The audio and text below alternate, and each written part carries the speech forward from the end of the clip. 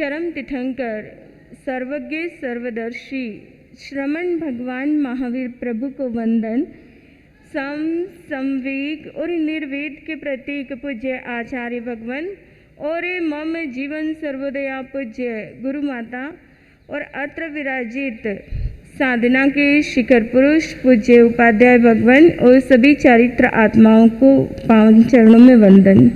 उपस्थित धर्म प्रेमी बंधुओं, सुशीलवती माताओं एवं बहनों, कल्पसूत्र के माध्यम से जिनवाणी आप सभी श्रवण कर रहे हैं और इस जिनवाणी के माध्यम से महापुरुषों का पावन चरित्र चल रहा है, प्रभु महावीर का चरित्र चल रहा है कि प्रभु महावीर के जीवन के अंदर कब कब कैसे कैसे उतार और चढ़ाव आए और उन सारे संघर्षों को सहते हुए उनकी आत्मा किस प्रकार पावन और पवित्र बनती है, ये कल्पसूत्र के माध्यम से आप और हम जान रहे हैं। पहले इसका मूल पाठ पढ़ेंगे और उसके बाद उसका विवेचन किया जाएगा। जिनके पास किताब है वो 85 नंबर निकाल ले।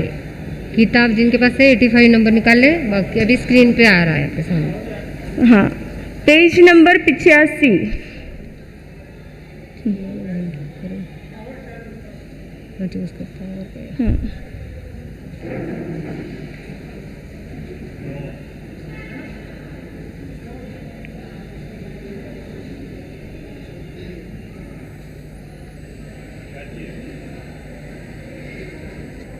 शुरू कर देते हैं। मुझे हिंदी से पड़ेगा साथ में।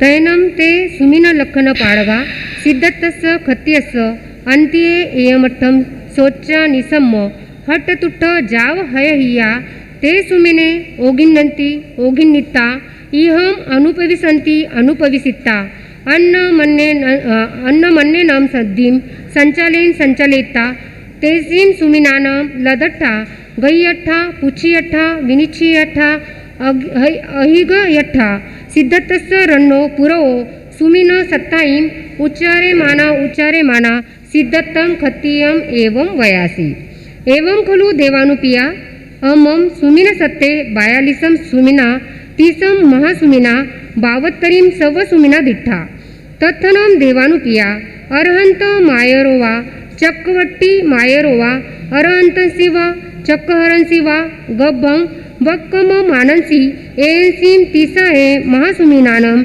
इमे 14 महासुमिने पासितानम परिभुजंती तंजहा गय वसह गाहा वासुदेव मायरोवा वासुदेवंसी गब्बम वक्कम मानसी एंसी 14 महासुमिनानम अन्नयरे 7 महासुमिने पासितानम परिभुजंती बलदेव मायरोवा बलदेवंसी गब्बम वक्कम मानसी एयंसीम 14 महासुमिनानम अन्नयरे 4 महासुमिने पासितानम परिभुजंती मंडलीय मायरोवा मंडलीयंसी गब्बम वक्कम मानसी एयंसी 14 महासुमिनानम अन्नयरे एगम महासुमिनानम पासितानम परिभुजंती इमेयनम देवानुपिया तीसलाय खतियानिये 14 महासुमिना दिट्ठा तम उराणनम देवानुपिया तीसलाय खतियानिये सुमिना दिट्ठा जाओ मंगल कारगानम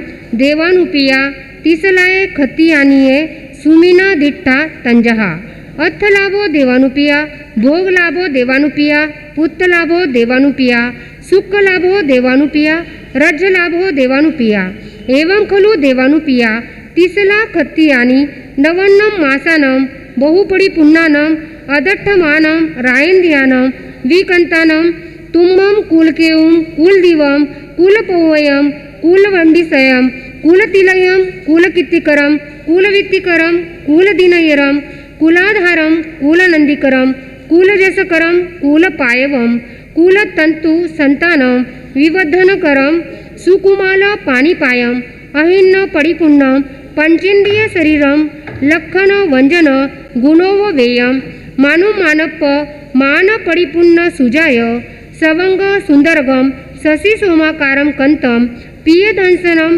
सुरुवम दारयम पयाहिसी सेवियनम दारये उमुक बाल भावे विन्नाय परिणय मित्ते जोन्नग मनुपत्ते सुरे वीरे विकंते विथिन्न विपुल बलवाहने चाऊरंत चक्रवट्टी रजवई राया भविसई जिनेवा तिलोग नायगे धम्मवर चाऊरंत चक्रवट्टी तम उरालनम देवानुपिया तीसलाय खतियानिये सुमिना दिठ्ठा जाव आरुग तुट्टी दिहाऊ कल्लान मंगल कारगानम देवानुपिया तिसलाय खतियानी सुमिना दिठ्ठा तैनम सिद्धत्ते राया तेंसिन सुविन लखन पाडगानम अंतिये एयमट्टम स्वच्छ निसम्म हट्टतुट्ठ जाव हिय करियल जावते सुविन लखन पाडये एवं वयासी एवमेव देवानुपिया तहमेह देवानुपिया अवितहमेहं देवानुपिया अच्छियमेहं देवानुपिया परिच्छियमेहं देवानुपिया इच्छिय परिच्छियमेहं देवानुपिया सच्चेनम एसमर्थे से जयम तुभ्ये वयति कट्टुते सुमिने सम्मम परिचय परिचयिता ते सुविन लखन पाडये यूलेनम असनेनम पुप्प वत्त गंध मल्ल अलंकारेनम सक्कारी सम्मानेमी सक्कारिता सम्मानिता व्यूलम जिव्यारिहम पीदानम दलई दलईता पडिविसेज्जयी तैनम से सिद्धत्ते खत्तिये सिंहासनाओ अबुठी अबुठीता जेनेव तिसला खत्तियानी जवनियम तरिया तेनेव वगच्छै वगचित्ता तिस्लम खत्तियानी एवं वयासी एवं खलु देवानुपिये सुमिना सत्तम सिम बायालिसम सुमिना तीसम महासुमिना जाव एगम महासुमिनम पासित्तानम पडिबुज्जन्ति इमे अनम तुमे देवानुपिये 14 महासुमिना दिठ्ठा तम उरालनम तुमे जाव जिनेवा तेलुक्क नायगे धम्मवर चाऊरंत चक्कवट्टी तैनम सा तिसल एयमट्टम सोच्चा निसम्म हट्टतुट्ट जाव हय्या करियल जाव ते सुमिने सम्मम परिचय परिचित्ता सिद्धतेनम रन्ना अभुनु नाया समानी नानामणि रयन भत्ती चित्ताओ बद्दासनाओ अबुठी अबुठिता आतुर्यम चवलम संबत्ताए अविलंबियाए रायहंस सरिसिये गय्ये जेनेव सये भवने तेनेव वगच्छै वगचित्ता स्वयं भवनम अनुपविठा जप्प भीमचनम समने भगवम महावीरे तंसी रायकुलंसी साहरिये तप्प भीमचनम बहवे वेसमान कुंडधारिनो तिरिय जंबगा देवा सक्क वैनेनम से जाईम इमाईम पुरा पोरानाईम महानिहानाईम भवंती तंजहा पहिन सामियाईम पहिन सेवुयाईम पहिन गोत्तागाराईम उछिन्न सामियाईम उछिन्न सेवुयाईम उछिन्न गोत्तागाराईम गामागर नगर खेड कब्ब मंडप दोन मुह पट्टन संबाह सन्निवेशेषु सिंगाडेषु वा तियेषु वा चौकेषु वा चच्चरेषु वा चौमुहेषु वा महापयेषु वा गामठानेषु वा नगरठानेषु वा गामनिद्धमनेषु वा नगरनिद्धमनेषु वा आपनेषु वा देवकुलेषु वा सभासु वा पवासु वा आरामेषु वा उज्जानेषु वा वनेषु वा वनसंडेषु वा सुसान सुन्नागार गिरी कंदर संति सेलावट्ठानं भवन वन गिहेषु वा सन्निखिताईं चिट्ठन्ति ताईं सिद्धत्त राय भवनंसी सहारंती जम रैनीं चनम समने भगवम महावीरे नायकुलंसी सहारिये तम रैनीं चनम नायकुलं हिरण्येनं वड्डित्ता सुवर्णेनं वड्डित्ता धनेनं धन्येनं रज्जेनं रट्टेनं बलेनं वहानेनं कोसेनं कुट्ठागारेनं पुरेनं आंतेउरेनं जनवयनं जसवायनं वड्डित्ता विपुल धन कनगरयन मणिमोत्तीय संक शिलप्प वाल रत्त रयन मायेनं संत सार सावैजेनं पी सक्कार समुदयनं ऐव ऐव अभिवड्डिता तैनं समनस्य भगवो महावीरस्य अम्मा पिऊनं अयमेया रुवे अभिथिये चिंतिये पत्तिये मनोगये संकप्पे समुपजिता जप्प भींचनं अम्मम एस दारये कुचिंसी गब्बत्ताये वक्कन्ते तप्प भींचनं अम्मे हिरण्येनं वड्डामो सुवर्णेनं वड्डामो धनेनं जाव संतसार साविजेनं पी सक्कारेनं ऐव ऐव अभिवड्डामो तन जयानं अम्मम एस दारये जाये भविष्यई तयानम अम्मे एस दारगस एयानुरुवम गुन्नम गुण निपन्नम नामदिजम करिसामो वद्धमानुत्ति। तैनम समने भगवान महावीरे माऊ अनुकंपन ठाय निचले निफंदे निरेने अलिन पलिन गुत्ते यावी होता। तैनम तिसे तिसलाए खती आनिये एयमेय रुवे जाव संकप्पे समुपजिता। हड़े में से गब्बे, मड़े में से गब्बे, चूहे में से गब्बे, गलिये में से गब्बे, एस में गब्बे, पुवीम एई एयानिम नो एई ती कट्टू ओहय मन संकप्पा चिंता सोग सागरम संपविट्टा करियल पल्लहत मुही अट्ठ जानो वो गया भूमि गया दिठिया जियाई तंपिय सिद्धत राय वर भवनम उवरय मुइंग तंती तल ताल नाड़ इज्ज जन मनुजम दीनम विमनम विहरई। तैनम से समने भगवम महावीरे माउवे अयमेयरुवम अबथियम पथ्यम मनोगयम संकल्पम समुपन्नम वियानिता एक देशनम एई तैनम तिसला खतियानी हट तुठ जाव हयया एवं वयासी नो खलु में गब्बे हड़े जाव नो गलिये में गब्बे पुविम नो एई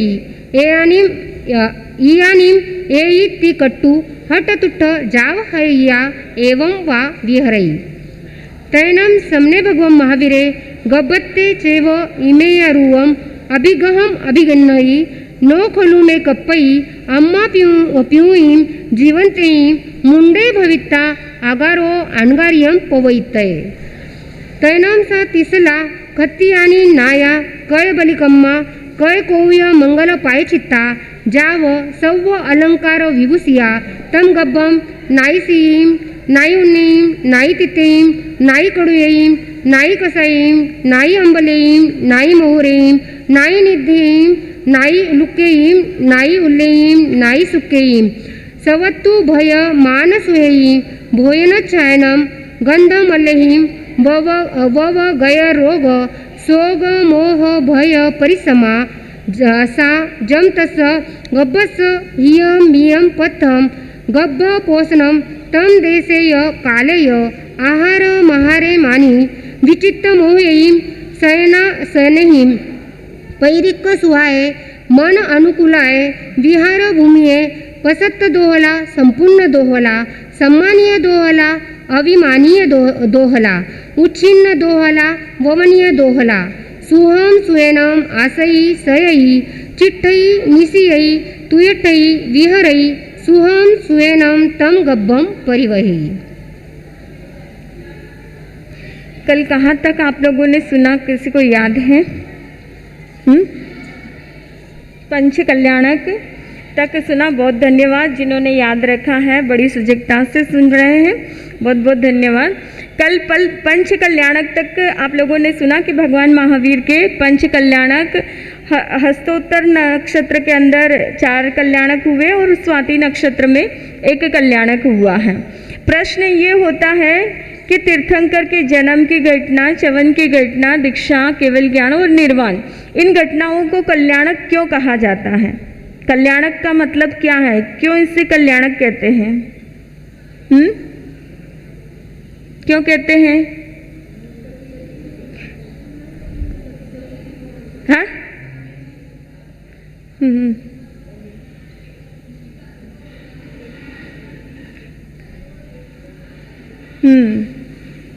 सही है।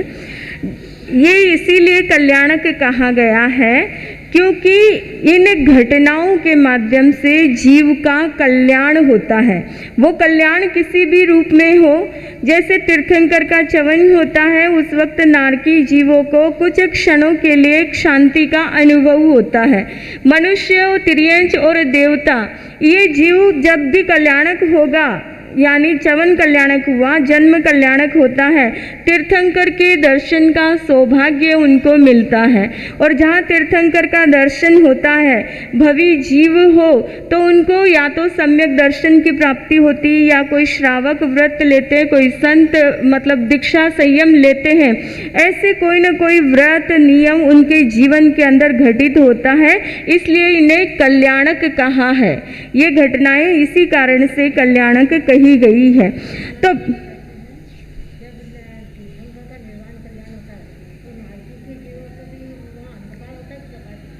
प्रकाश होता। अंधकार प्रकाश कुछ नहीं होता, शांति होती है निर्वाण के वक्त। इसलिए ये पंच कल्याणक कहा गया है। ऐसे प्रभु महावीर का चवन हुआ। जैसे ही चवन होने के बाद देवानंदा माता जो अर्धनिद्रित अवस्था के अंदर थी और अर्धनिद्रित अवस्था के अंदर 14 स्वप्न देखती है। स्वप्न कभी भी गहरी नींद में नहीं आते हैं, आधी नींद और आधे जागते हुए रहते हैं, तभी ही स्वप्न आते हैं।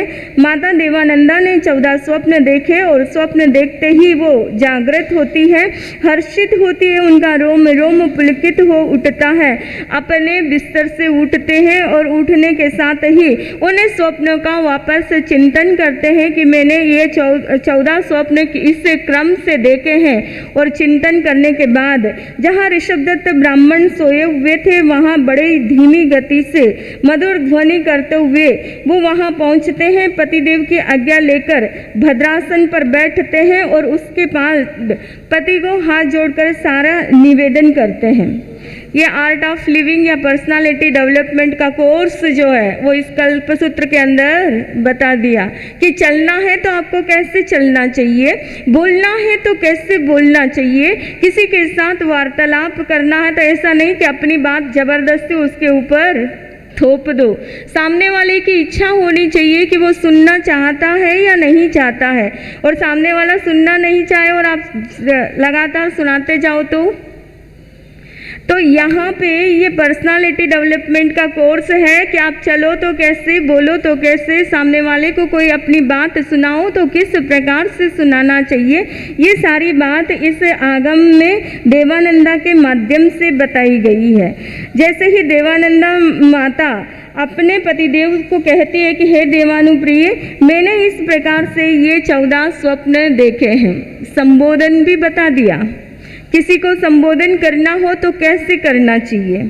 कई बार संबोधन ऐसा होता है कि उस संबोधन को सुनकर गुस्सा आ जाता है, और बहुत बार ऐसा होता है कि इतना प्यारा संबोधन होता है कि उस संबोधन को सुनकर सारा गुस्सा कपूर बन जाता है। तो ऐसे ही देवानंदा माता ने जब अपने सारे स्वप्न बताए तब ऋषभदत्त ब्राह्मण कहते हैं कि हे देवानुप्रिय, तुमने बड़े ही कल्याणकारी, शुभदायक, मंगल रूप, आरोग्यवर्धक, दीर्घायु प्रदाता ऐसे महास्वप्न देखे हैं, और ये स्वप्न निश्चय ही आगे जाकर अर्थ, भोग, पुत्र और सुख की प्राप्ति होगी। कितनी? 4 की। और हम स्वप्न 14 स्वप्न से क्या एक ही लगाते हैं, एक ही अर्थ लगाते हैं कि 14 स्वप्न देखा मतलब तीर्थंकर या चक्रवर्ती होंगे।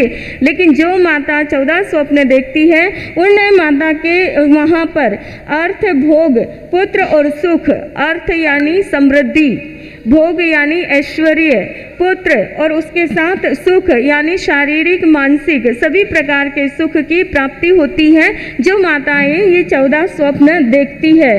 तो इस प्रकार से ऋषभदत्त ब्राह्मण कहते हैं कि ये सारी चीज़ें प्राप्त होगी। 9 माह 7.5 रात्रि व्यतीत हो जाने के बाद तुम सुकुमार, सर्वांग सुंदर, शुभ लक्षणों से युक्त, व्यंजनों से युक्त ऐसे सुंदर शरीर वाले पुत्र का प्रसव करोगी, जो आगे चलकर तीर्थंकर या चक्रवर्ती होंगे, जो 1008 लक्षण के धारक होंगे। चक्रवर्ती और तीर्थंकर के 1008 लक्षण होते हैं, वासुदेव के 108, और जो पुण्यवान पुरुष होते हैं उनके कितने लक्षण होते हैं? 32 लक्षण होते हैं। तो यहाँ इस प्रकार से बताया कि 1008 लक्षणों से युक्त ऐसे महापुरुष को जन्म देने वाले होंगे ऋषभदत्त ब्राह्मण और देवानंदा ब्राह्मणी। दोनों ने जब इन स्वप्नों का अर्थ किया, स्वप्नों के अर्थ को जाना, और जानने के साथ दोनों ही हर्षित और पुलकित होते हैं। भविष्य के स्वप्न संजोते हैं कि हमने किस प्रकार से इतने सुंदर स्वप्न देखे हैं, तो उसका भविष्य कितना सुनहरा होगा। ऐसे जब देवानंदा माता अपने स्वप्नों को देखकर बार बार चिंतन करती है, धर्म ध्यान के अंदर लीन हो जाती है। इधर जैसे ही प्रभु महावीर का चवन हुआ, उसी वक्त प्रथम देवलोक के इंद्र, स्वधर्मेंद्र, जिनका आसन डोलायमान होता है, वो अवधि ज्ञान लगाकर देखते हैं कि बात क्या है। तभी उन्हें पता लगता है कि इस भरत क्षेत्र के अंदर 24वें तीर्थंकर का च्यवन हुआ है। अब देखिए, इंद्र जिनकी बहुत सारी कहते हैं कि बहुत सारी विशेषताएं होती है, वो विशेषताएं किस प्रकार के हैं? तो इंद्र कहा जाता है कि इस पहले देवलोक के अंदर 32 लाख विमान हैं, उन सबका स्वामी कौन होते हैं? इंद्र होते हैं। और उसी के साथ उनकी सवारी ऐरावत हाथी पर होती है। स्वधर्म विमान के अंदर वो रहते हैं और स्वधर्म सभा के सिंहासन पर विराजमान होते हैं।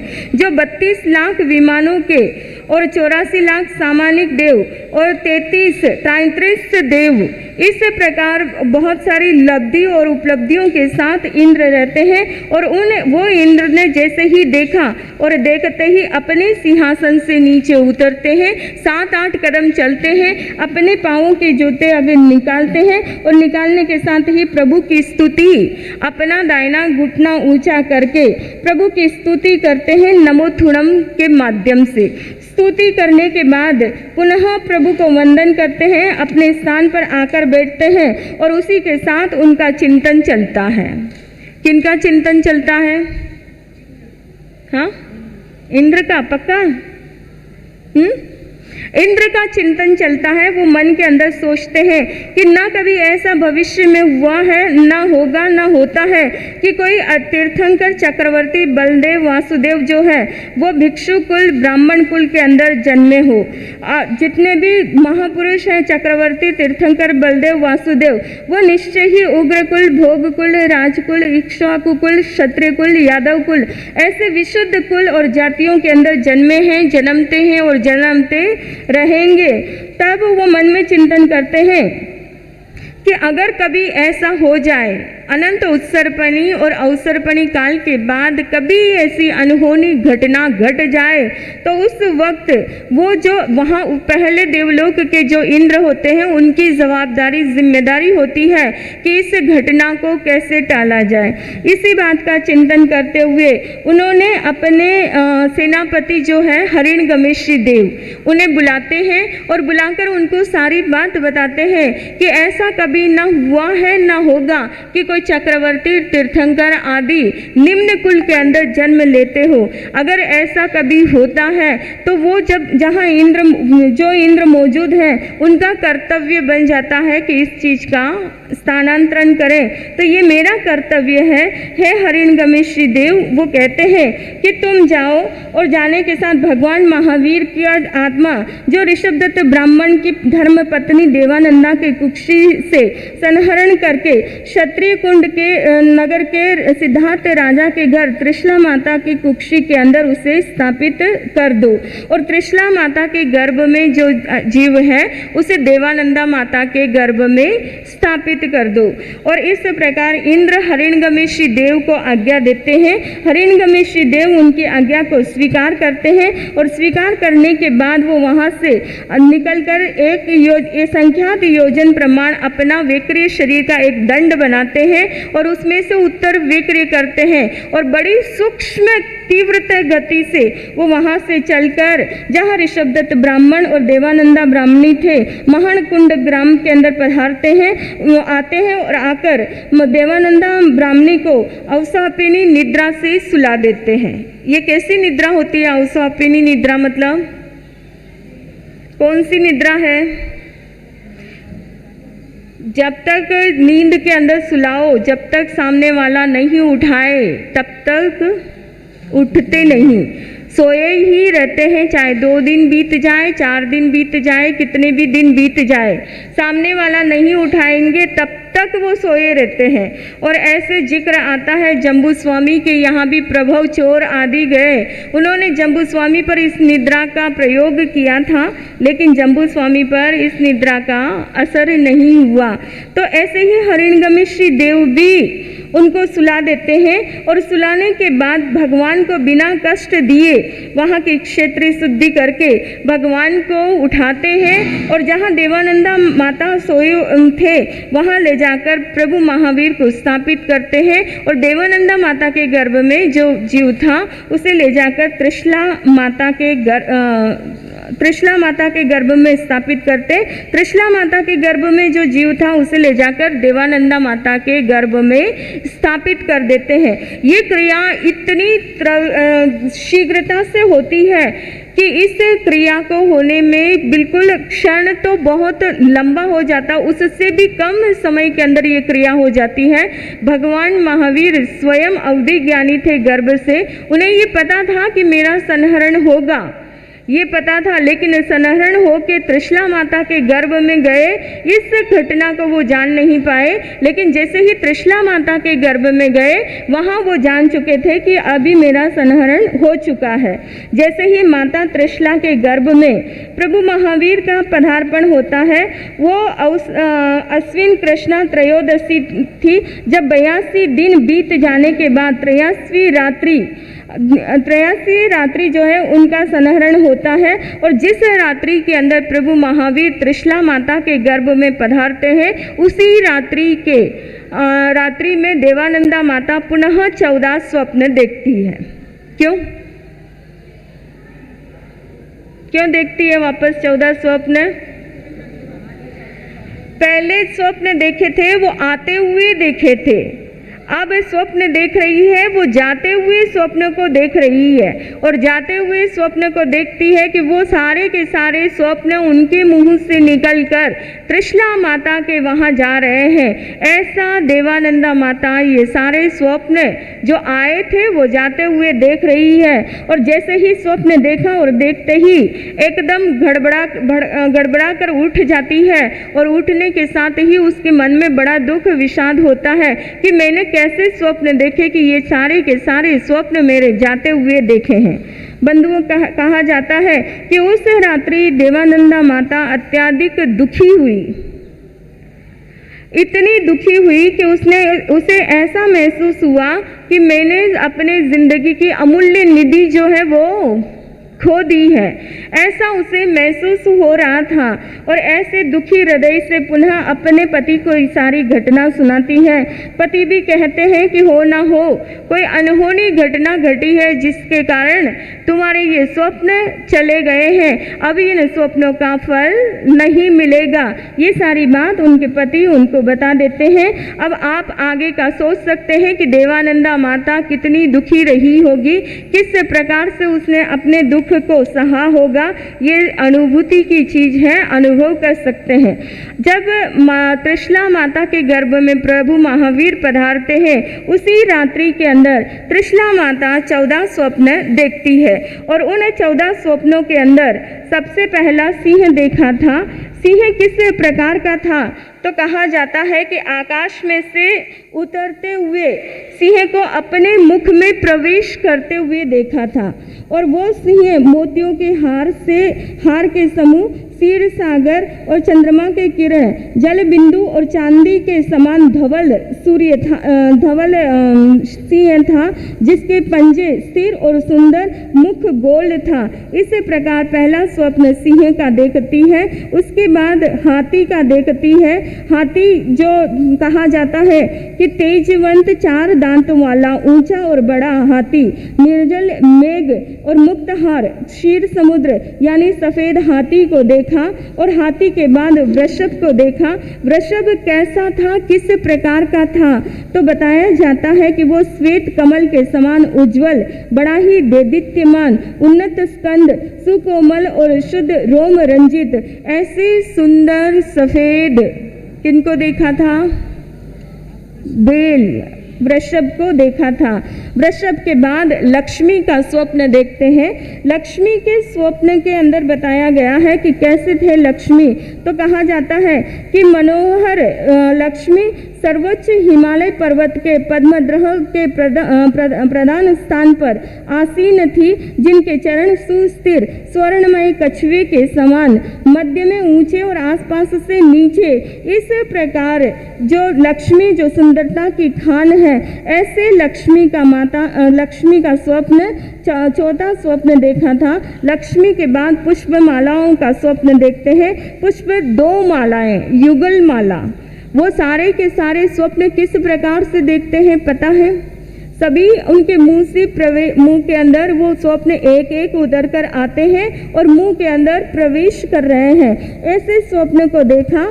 फूलों की माला, वह माला जो मकरंद यानी रस युक्त फूलों से, कल्पवृक्ष जैसे पुष्पों से रमणीय तथा चंपा, अशोक, पनाग, नाग, प्रियंगु, शिरीष, मुद्गर, मल्लिका, जुई ऐसे अनेक प्रकार के पुष्पों के द्वारा गूंथी हुई ऐसी पुष्पमाला का स्वप्न देखा। और पुष्पमाला को स्वप्न देखने के बाद छठा स्वप्न त्रिशला माता ने चंद्रमा का देखा था। चंद्रमा जो कहते हैं कि संपूर्ण 16 कलाओं से युक्त चमकता हुआ देदीप्यमान ऐसे चंद्रमा का स्वप्न देखा। सातवां स्वप्न उनका सूर्य का था। सूर्य कैसा, वो जो अंधकार का निवारण करने वाला तेज पुंज से स्वयं प्रकाशित तथा लाल अशोक वृक्ष और कुसुम तोते की चोंच के समान ऐसा लाल सूर्य का स्वप्न देखा। और विशाल ऐसे सूर्य का स्वप्न देखने के बाद ध्वजा का स्वप्न देखा। ध्वजा कैसी थी तो कहा जाता है कि वह ध्वजा उच्च जाति के एक स्वर्ण दंड में स्थित थी। स्वर्ण दंड मतलब हाँ, जिसका डंडा सोने का बना हुआ हो, ऐसे स्वर्ण दंड से स्थित थी। उस ध्वजा में एक साथ मिले हुए 5 रंगों से युक्त और उस ध्वजा के अंदर सिंह की आकृति मंडी हुई थी। इस प्रकार उन्होंने ये स्वप्न देखा। 9वां स्वप्न कलश का था। जो स्वप्न कहा जाता है कि वह कलश जो स्वर्ण निर्मित उज्जवल और निर्मल जल से परिपूर्ण है, ऐसे कलश को देखा जिसके चारों ओर कमल से शोभित और बड़ा ही मंगलकारी वह कलश बहुमूल्य रत्नों द्वारा निर्मित कमल पर स्थापित किया हुआ था। ऐसे कलश को देखा। कलश के बाद पद्मद्रह का स्वप्न देखा। पद्म सरोवर, जिस सरोवर के अंदर जलचर आदि जीव जंतु तो थे ही, लेकिन जिस सरोवर के अंदर कमल की सबसे ज़्यादा बहुलता हो, सबसे ज़्यादा उसके अंदर कमल हो, ऐसे कमल सरोवर पद्म सरोवर का स्वप्न देखा। पद्म सरोवर के बाद क्षीर समुद्र, एक है सागर और दूसरा है समुद्र। दोनों में क्या फर्क है? किस सागर और समुद्र दोनों में फर्क है। माता ने जो त्रिशला माता ने स्वप्न देखा वो क्षीर समुद्र का देखा। और सागर जो है समुद्र से छोटा होता है। समुद्र से छोटा सागर समुद्र से छोटा होता है और समुद्र बड़ा विशाल सागर से विशाल होता है। ऐसे क्षीर सागर का स्वप्न देखा। इस क्षीर सागर के अंदर उसका जो पानी है वो दूध के समान होता है और उसका स्वाद भी दूध के समान होता है। जो आगे समुद्र से लहरें उठकर जो झाग आते हैं, कहते हैं कि वो मोतियों के समान शोभायमान होते हैं। ऐसे क्षीर सागर का क्षीरोदधि यानी क्षीर समुद्र का स्वप्न देखा। और 12वां स्वप्न विमान का था। विमान कहा जाता है कि श्वेत पुंडरीक कमल के समान सर्वोत्तम सुंदर विमान को देखा था। और उस विमान को देखने के बाद रत्न राशि का स्वप्न देखती है। रत्न राशि के अंदर बताया जाता है कि वो रत्न जो हीरा, नीलमणि, स्फटिक, केतन, लोहिताक्ष, मरकत आदि अनेक प्रकार के रत्नों से सजा हुआ थाल, ऐसे रत्नों के समूह का स्वप्न देखा। और अंतिम स्वप्न 14वां स्वप्न जो है अग्नि शिखा का देखा।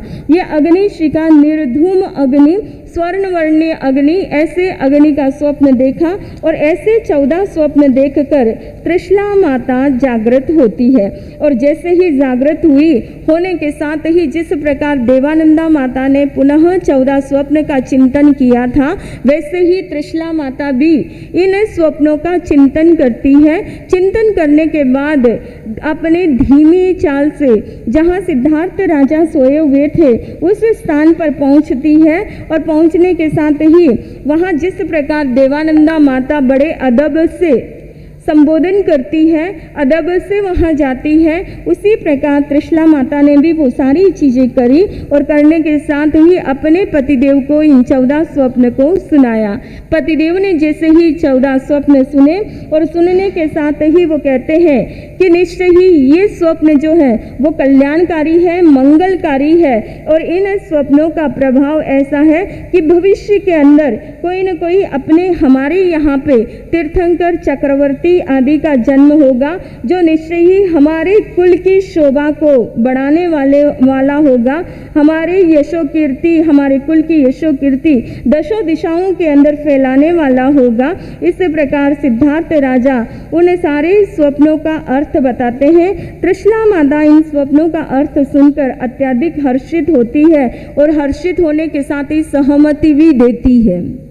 सहमति किस प्रकार से देती है कि हे देवानुप्रिय, आपने जो कहा है वो बात निश्चय ही सत्य है और इस बात का मैं अनुसरण करती हूँ, इस बात को मैं मानती हूँ। इस प्रकार उनकी बात को सही यानी सहमति देती है और सहमति देने के बाद में त्रिशला माता अपने स्थान पर चली जाती है।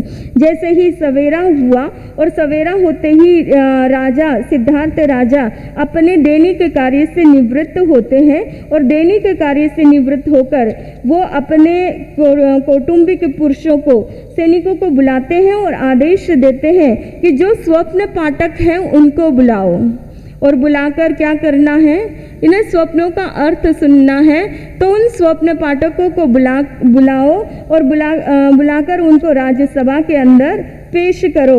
स्वप्न पाठक आते हैं राज्यसभा के अंदर और राजा अपने राजसी वेशभूषा के साथ उस सभा के अंदर प्रवेश करते हैं और राजा अपने स्थान पर बैठने के बाद महारानी त्रिशला को भी उनके स्वस्थान पर यानी उनके स्थान पर बिठाया जाता है और उसके बाद एक एक करके इन 14 स्वप्नों का अर्थ पूछा जाता है कि महारानी त्रिशला ने जो 14 स्वप्न देखे हैं उन स्वप्नों का क्या अर्थ हो सकता है।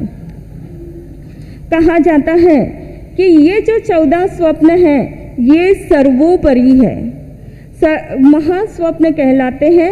वैसे भगवती सूत्र के अंदर बताया गया है कि ऐसे तो 72 स्वप्न होते हैं, उनमें से 42 सामान्य स्वप्न होते हैं, 30 स्वप्न जो है महास्वप्न कहलाते हैं और उनमें से भी 14 स्वप्न जो है वो सर्वोत्कृष्ट स्वप्न कहलाते हैं। ये स्वप्न जो अद्वितीय है, इन स्वप्नों से इतने रहस्य उद्घाटित होते हैं कि इस स्वप्न को देखने से उनका जो जीव है उसका संपूर्ण भविष्य इन स्वप्नों के अंदर झलकता है कि भविष्य के अंदर ये जीव कैसा रहेगा, ये सारी चीजें इन स्वप्न के अंदर झलकता है। कहा जाता है कि ये अलौकिक और अवर्णनीय स्वप्न है। भाषा की मर्यादा होती है लेकिन स्वप्नों की महिमा अपने आप महत्वपूर्ण होती है, जिसे लिखा नहीं जाता है। ऐसे 14 स्वप्न देखे और इन स्वप्नों में करीब करीब एक जैसे ही 14 स्वप्न माताएं देखती है, लेकिन 2 फर्क उनमें आता है। पहला फर्क ये है कि जो सबसे पहले ऋषभदेव की माता थी, उन्होंने सबसे पहले कौन सा स्वप्न देखा? वृषभ का देखा। प्रभु महावीर की माता ने सबसे पहले कौन सा स्वप्न देखा? सिंह का स्वप्न देखा। बीच के जो 22 तीर्थंकर हैं उनकी माताओं ने सबसे पहले गज का स्वप्न देखा था। हाँ, गज का स्वप्न देखा था। बाकी 14 स्वप्न क्रम से चलते हैं, इनमें विक्रम नहीं होता है कि किसी ने पहले लक्ष्मी को देखा और किसी ने अंतिम स्वप्न लक्ष्मी को देखा हो, ऐसा कुछ भी विक्रम नहीं होता है। 14वां स्वप्न हर माता जो है वो अग्निशिखा का ही उन्होंने देखा है। प्रथम और अंतिम तीर्थंकर को छोड़ दो तो बाकी तीर्थंकर की माताओं ने सबसे पहला स्वप्न गज का देखा है। ये एक थोड़ा सा फर्क आता है। दूसरा फर्क आता है तीर्थंकर कहाँ से आ रहे हैं। अगर 12वें स्वप्न में फर्क आता है कि अगर तीर्थंकर समझ लीजिए देवलोक से आते हैं तो उनकी माता कौन सा स्वप्न देखती है?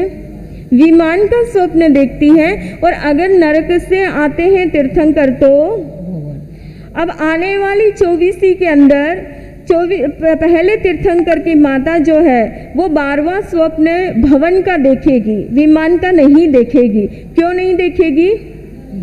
क्योंकि पहले तीर्थंकर जो है वो नरक से आएंगे। ये स्वप्न में मात्र इतना सा फर्क रहता है, बाकी 14 स्वप्न एक जैसे होते हैं। अब देखिए इन स्वप्नों का क्या भावार्थ है, कि इन स्वप्नों का क्या अर्थ निकाला जाता है। तो सबसे पहला क्रम में जो आता है, सबसे पहले हाथी का स्वप्न आता है। हाथी देखने का क्या तात्पर्य है, क्यों हाथी का स्वप्न माता देखती है? तो बताया जाता है कि हाथी बलवान होता है, हाथी बुद्धिमान होता है, हाथी निडर होता है और वन में रहने वाले हाथी अनेक अवरोधों के अवरोध अनेक होते हुए भी अपना मार्ग खोज लेता है।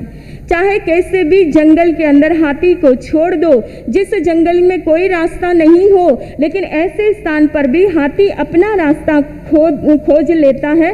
युद्ध के मैदान में हाथी का विशेष महत्व होता है और कहा जाता है कि हाथी बलवान होते हुए भी हिंसक नहीं होता है, लेकिन इतना शांत, वीर, धीर, गंभीर प्राणी है, किंतु जब जरूरत पड़ने पर युद्ध के मैदान में वो आक्रामक भी हो जाता है।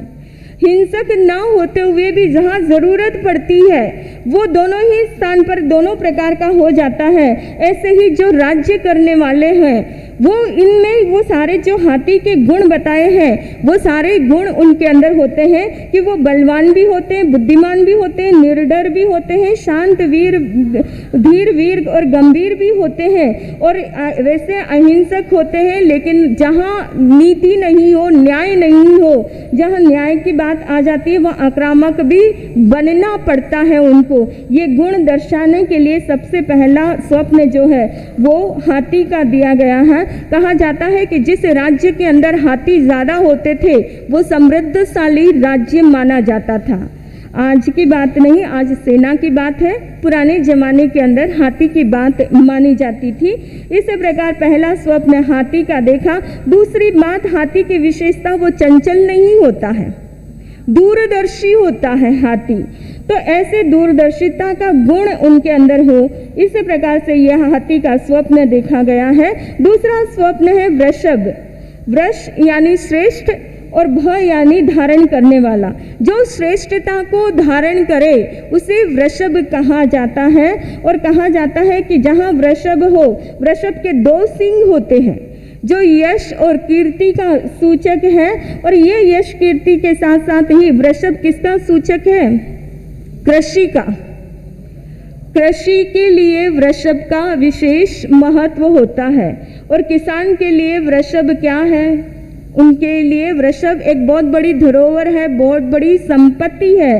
तो कृषि का सूचक है और इसीलिए ये बताया गया है कि जहाँ तीर्थंकर चक्रवर्ती का जन्म होता है वो जमीन भी उपजाऊ बन जाती है। और जमीन उपजाऊ होने के साथ ही इसी के साथ, क्योंकि जिस देश में कृषि नहीं हो उस देश का महत्व नहीं होता है। तो कृषि उपजाऊ हो तो वहाँ पर संपन्नता रहती है और जहाँ संपन्नता होती है वहाँ शांति अपने आप आ जाती है। इसलिए दूसरा स्वप्न वृषभ का है। तीसरा स्वप्न सिंह का, जो शक्ति का सूचक है। सिंह जंगल का राजा या रक्षक माना जाता है। जंगल का राज्य भी बहुत बड़ी संपत्ति है। जंगल अपने आप में बहुत बड़ी संपत्ति है।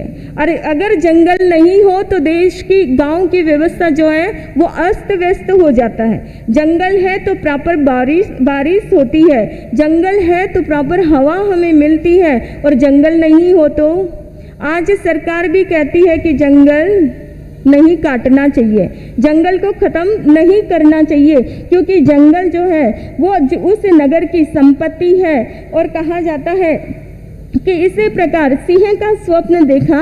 जो सिंह जंगल का राजा है, कहने का अभिप्राय कि जो बालक जन्म होगा वो उस नगर का तो राजा होगा ही, नगर के अलावा दूसरी जगह का भी राजा होगा। दूसरी विशेषता सिंह की ये होती है कि वो शूरवीर, पराक्रमी और निर्डर होता है, उदार चरित्र का प्राणी होता है, कुलीन और शालीन होता है। ऐसे गौरव सिंह को प्राप्त हुआ है। ऐसे ही गौरव जो जन्म लेगा उस से बालक में भी ये गौरव होगा ही। चौथा है लक्ष्मी का स्वप्न। लक्ष्मी कई तरह की होती है, राज्य लक्ष्मी, पशुधन की लक्ष्मी, वन संपदा, वाणिज्य विकास, ये सभी लक्ष्मी के कार्य क्षेत्र है। और लक्ष्मी का स्वप्न देखने का अभिप्राय यही है कि राज भंडार हमेशा भरा रहेगा। सोना चांदी ही लक्ष्मी नहीं, बल्कि कहा जाता है कि जो संपूर्ण संपत्ति है वो लक्ष्मी है। मात्र सोना और चांदी को ही लक्ष्मी नहीं माना जाता है। जिससे परिवार के अंदर सुख शांति हो वो सौभाग्य लक्ष्मी कहा जाता है। जिससे परिवार के अंदर लोग विद्वान हो उसे बुद्धिमान लक्ष्मी, जो आज सरस्वती के नाम से कहते हैं, लेकिन बुद्धिमान लक्ष्मी भी माना जाता है। ऐसे लक्ष्मी का स्वप्न के बाद पुष्पमाला का स्वप्न देखते हैं। और पुष्पमाला कहा जाता है कि ये भी राजा की मतलब कहते हैं समृद्धि का सूचक है, क्योंकि फूल बाग बगीचा जहाँ हो उस नगर की क्या हो जाती है। जिस नगर के अंदर बाग बगीचे ना हो तो नगर की सुंदरता नहीं रहती है। ऐसे ही बाग बगीचे आदि नगर की सुंदरता होती है। और उसी के साथ फूल जो है वो मन की प्रसन्नता का कारक है। जहाँ वो राजा रहेंगे वहाँ हर प्राणी प्रसन्न रहते हैं, क्योंकि उन्होंने पुष्पमाला का स्वप्न देखा। दूसरी बात, पुष्प जो है वो मृदुता और ऋजुता का सूचक होता है। जिसे जो राजा होंगे वो मृदु भी होंगे, मृदु के साथ ऋजु भी होंगे। और उसी के साथ बताया गया है कि पुष्पमाला सत्कार और सम्मान का प्रतीक है। किसका प्रतीक है? कोई तपस्या करते हैं तो क्या पहनाते हैं? हार पहनाते हैं, है ना। हार पहनाया जाता है। क्यों पहनाते हो हार? सम्मान करने के लिए, उनका सत्कार करने के लिए। तो इसी प्रकार जो होगा बालक, उसका सत्कार और सम्मान दशों दिशाओं के अंदर होगी। ये बात इस पुष्पमालाओं के द्वारा बताई गई है। और उसी के साथ ये बताया है कि जहाँ जहाँ वो बालक रहेगा, जैसे पुष्पमाला अपने आप प्रसन्नता ला देती है। किसी के गले में पुष्पमाला पहनाओ, वो गुस्सा होता है कि क्यों पहना दी मुझे। किसी को भी पुष्पमाला पहनाओगे तो क्या होगा? खुश होता है। तो ऐसे ही जो जन्म लेने वाला बालक है वो जहाँ भी जाएगा, जहाँ भी रहेगा, वहाँ सर्वत्र प्रसन्नता को बिखेरेगा। इसलिए पुष्पमाला का स्वप्न देखा गया। उसके बाद आता है चंद्र। कहा जाता है कि चंद्र जो है वो संपत्ति और संस्कृति दोनों का मालिक है। चंद्र राजा, स्वास्थ्य का राजा कहा जाता है। चंद्रमा औषधि का मालिक है। शारीरिक और मानसिक दोनों रूप से जहाँ की प्रजा पूर्ण रूप से निरोगीमय रहेगी, ऐसे चंद्रमा का स्वप्न देखा गया है, जो निरोगिता का सूचक है, जो स्वस्थता का सूचक है। और उसी के साथ चंद्रमा तेजस्विता के साथ साथ शीतल भी है। जो भविष्य में बालक होगा वो तेजस्वी तो होगा ही, तेजस्विता के साथ साथ वो शीतल भी होगा। और उसी के साथ उसके राज्य के अंदर रहने वाला हर प्राणी तन से, मन से, सभी प्रकार से स्वस्थ रहेंगे। ये बात इसकी सूचक करता है। उसके बाद में आता है सूर्य। सूर्य कहा जाता है कि अंधकार का शत्रु है और प्रकाश को सर्वत्र फैलाता है। ये सूर्य का ये विषय है। और उसी प्रकार जब जहाँ बालक रहेगा वह निश्चित रूप से अपनी तेजस्विता से शत्रुओं का नष्ट करने वाला, शत्रुओं को खत्म करने वाला होगा। कहा जाता है कि सूर्य के बराबर, सूर्य की तेजस्विता के बराबर इस पृथ्वी आकाश में कोई भी नहीं कर सकता है। ऐसे ही जो बालक जन्म लेगा, चाहे वो तीर्थंकर के रूप में जन्म ले, लेकिन या चक्रवर्ती के रूप में जन्म ले, लेकिन उसकी बराबरी कोई भी करने वाला नहीं होता है। उसके बाद देखा जाता है ध्वजा का। कहा ध्वजा विजय और शक्ति का प्रतीक है। ध्वजा को कहा जाता है कि यश और कीर्ति का नेतृत्व करती है ध्वजा। ध्वजा किसकी नेतृत्व करती है? यश और कीर्ति का नेतृत्व करते हैं। सभी मंगल कार्यों के अंदर ध्वजा का विशेष महत्व होता है। जब कोई राजा अपनी सेना को लेके जाता है तो सबसे आगे उनका क्या चलता है? ध्वजा चलती है और ऐसे ही मंदिर के शिखर पर और ऐसे सर्वोच्च स्थान पर कलश के साथ साथ किसे स्थापित किया जाता है? ध्वजा को स्थापित किया जाता है। जो माता स्वप्न देखती है वो ध्वजा त्रिकोण होती है और त्रिकोण होने के साथ ही उसका जो त्रिकोण मतलब इस आकार से होती है जिसका एक सिरा एक बिंदु होता है और उसके ऊपर जो है शेर का चिन्ह मंडा हुआ रहता है, जो ये दर्शाता है कि ये बालक आगे जाकर एक बिंदु तक पहुंचेगा। एक बिंदु मतलब सिद्धशिला, अपनी यशो कीर्ति दशों दिशाओं में फैलाते हुए एक बिंदु तक, एक केंद्र तक पहुंचेगा। इस बात को बताया जाता है और कहा जाता है कि ये जो स्वप्न है 9, ये चक्रवर्ती की बाहरी भौतिक समृद्धि को दर्शाई गई है। भौतिक रूप से वो किस प्रकार से समृद्ध होंगे ये सारी बातें बताई। 10वां स्वप्न अब आध्यात्मिक रूप से कैसे समृद्ध रहेंगे। बाहरी समृद्धि तो इन 14 स्वप्नों में से 9 स्वप्न के माध्यम से बताई गई है, लेकिन आंतरिक संपत्ति उनकी कैसी होगी तो बताया है। 10वां स्वप्न पद्म सरोवर का देखा है।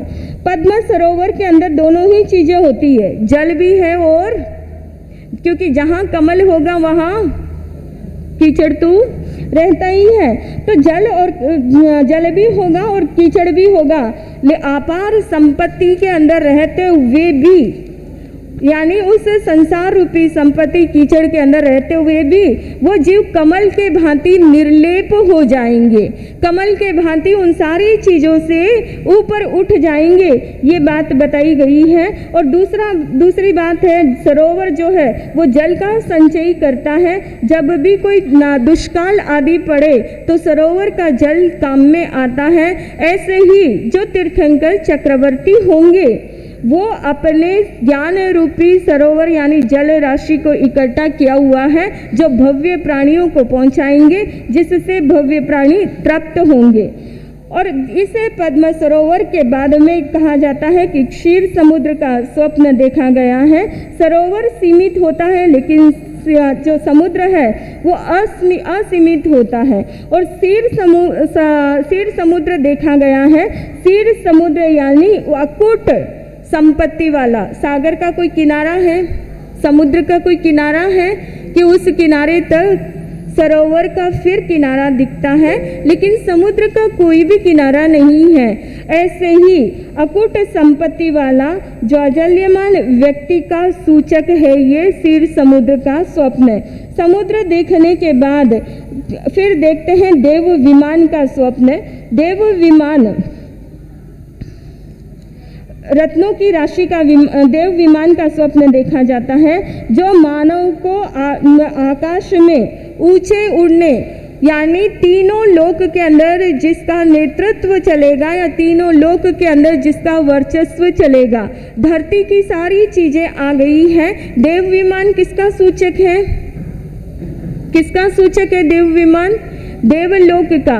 देवलोक के अंदर भी जिनको बड़ी श्रद्धा और आस्था के साथ पूजा जाएगा, देवलोक के अंदर भी जिसका स्मरण किया जाएगा, इसलिए ये देवलोक का देव विमान का स्वप्न देखा गया। देव विमान के बाद आता है रत्न राशि का। रत्न राशि जो देवलोक में तो हो गया, लेकिन पाताल लोक या अधोलोक के अंदर भी, क्योंकि तीर्थंकर का शासन या तीर्थंकर की महिमा किन लोगों में होती है, कहाँ कहाँ होती है? तीर्थंकर की महिमा कहाँ कहाँ गाई जाती है? अधोलोक में, तीनों लोक में होती है।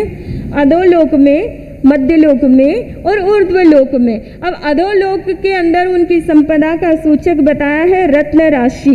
कहा जाता है कि समुद्र की गहराइयों के अंदर रत्न आदि रहते हैं और इस समुद्र की गहराई यानी तल तक उनका राज्य चलता है।